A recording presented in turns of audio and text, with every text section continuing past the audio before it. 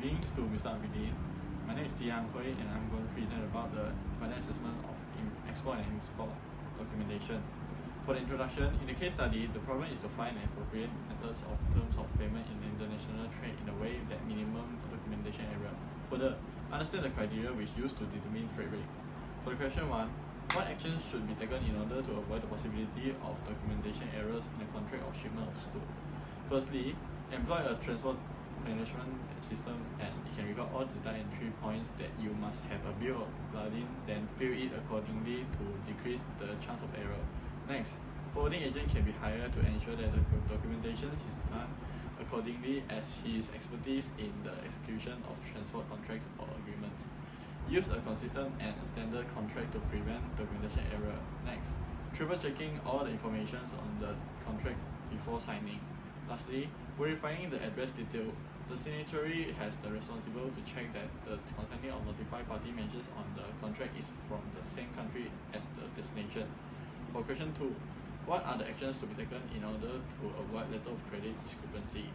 Exporter can fax the terms of letter of credit to buyer. Next, exporter should request for a copy of letter of credit application for inspection once the buyer completed the application. Exporter must confirm that the description of the merchandise in the letter of credit is same as what had stated on the invoice. One of the common discrepancies is late presentation. The exporter is allowed to request a minimum period of 14 days to submit documents after the shipping date. Lastly, discussion between the exporter and its freight forwarder about the algorithm in the letter of credit has been done. For question 3, explain other criteria that a shipping company could impose on freight rates. So, the first one is bunker fluctuations and seasons, and then fluctuations in currency, container capacity, and distance of transportation. For the question 4, determine the appropriate Incoterms for transporting 1,000 clogs by air freight and another 9,000 clogs by sea transport by taking into consideration that these products are newest in the market. Firstly, export.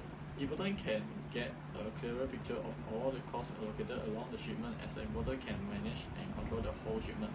Next, FOB, which is freight free on board. It provides the buyer full control of all the costs and coordination of the cargo movement to the final destination. Shipping routes and times will be chosen by the buyers. In conclusion, there are many ways to avoid discrepancy in documentations. Awareness must be given to all the parties involved in to have a better performance. So must be careful when choosing an Incoterm. That's all for my presentation. Thank you.